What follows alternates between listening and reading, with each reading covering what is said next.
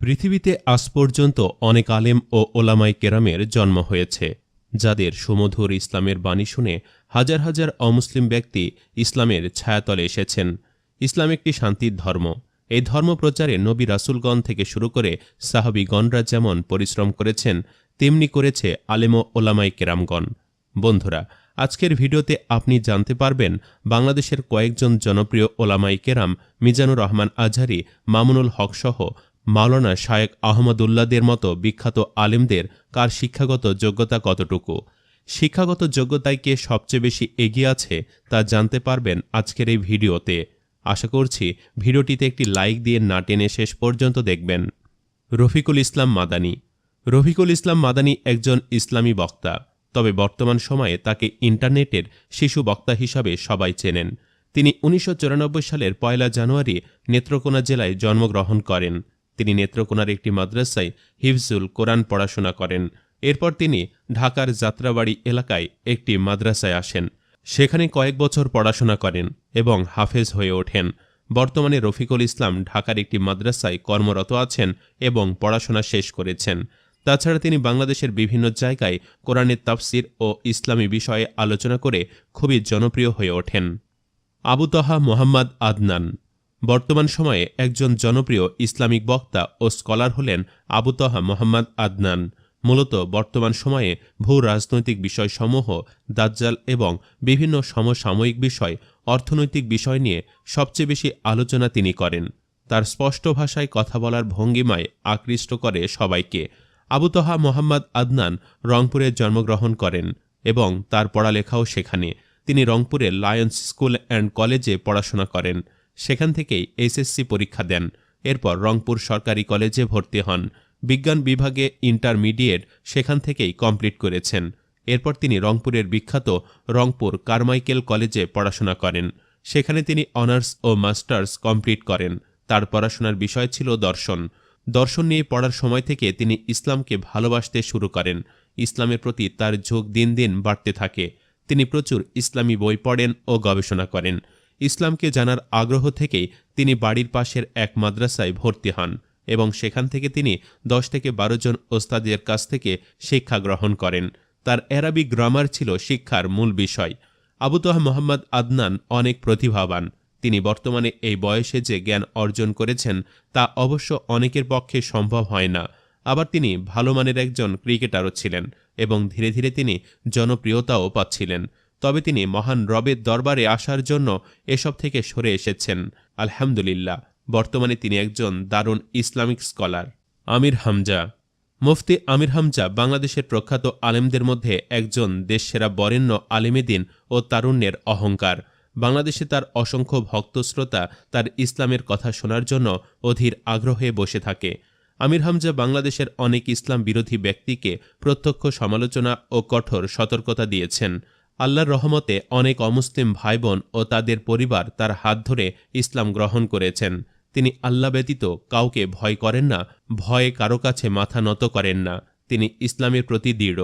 তার কথাগুলি সুস্পষ্ট।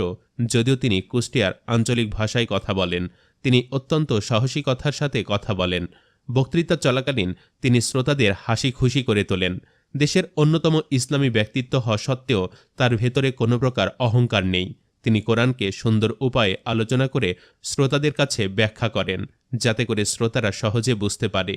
আমির হামজা প্রাথমিক শিক্ষা পেয়েছেন তার জেলা থেকে। তার জেলার মর্যাদাপূর্ণ হাফিজিয়া মাদ্রাসা থেকে কোরআনের হাফেজ হয়ে ওঠেন। এরপরে তিনি ইফতা শেষ করেন এবং তার জেলার নামী কওমি মাদ্রাসা থেকে মুফতি হন। পরবর্তীতে তিনি বাংলাদেশের কুষ্টিয়া জেলায় অবস্থিত বাংলাদেশের সেরা ইসলামী বিশ্ববিদ্যালয়ে পড়ার সুযোগ পান। সেখানে তিনি আল কোরআন শীর্ষক অনার্স এবং মাস্টার্স শেষ করেছেন। পড়াশোনা শেষে দায়ী ইসলামী কাজ শুরু করেন এবং এর পাশাপাশি তাফসির শুরু করেন।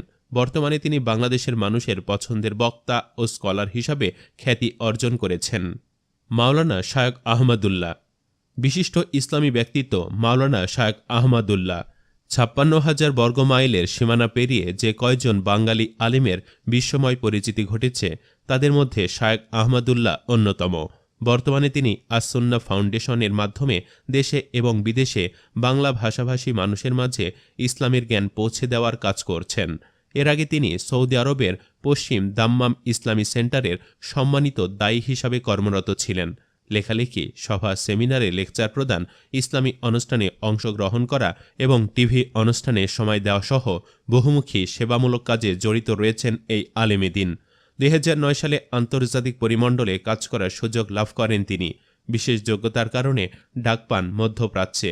এরপর যোগ দেন সৌদি আরবের পশ্চিম দাম্মাম ইসলামিক দাওয়াত সেন্টারে। তিনি সেখানে দীর্ঘ 9 বছর দায়ী ও অনুবাদক হিসাবে কাজ করেন।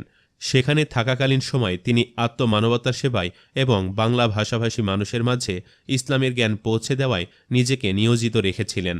বিভিন্ন দাওয়াত কার্যক্রমে তিনি জাপান, ভারত, আরব আমিরাত সফর করেছেন এবং সেখানে অনেক আন্তর্জাতিক অনুষ্ঠানে অংশ নিয়েছেন। তিনি নোয়াখালীর ঐতিহ্যবাহী ফয়জুল উলুম মাদ্রাসা থেকে মুতাওয়াসিতা পাশ করেন এবং 10ম স্ট্যান্ড সহ সানুবিয়া পাশ করেছেন চট্টগ্রাম হাটহাজারী মাদ্রাসা থেকে। 3য় স্ট্যান্ড সহ ফজিলত ও 2য় স্ট্যান্ড সহ দাওরায়ে হাদিস তাকমিল শেষ করেন যশোরের প্রাচীন দ্বীনী শিক্ষা প্রতিষ্ঠান আল জামিয়াতুল ইসলামিয়া দড়াটানা মাদ্রাসা থেকে। সর্বশেষ খুলনা দারুল উলুম থেকে ইফতা ও মুফতি কোর্স কমপ্লিট করেন মাওলানা শাহ আহমদুল্লাহ। আল্লামা মামুনুল হক। আল্লামা মামুনুল হকের জন্ম 1973 সালের নভেম্বর মাসে।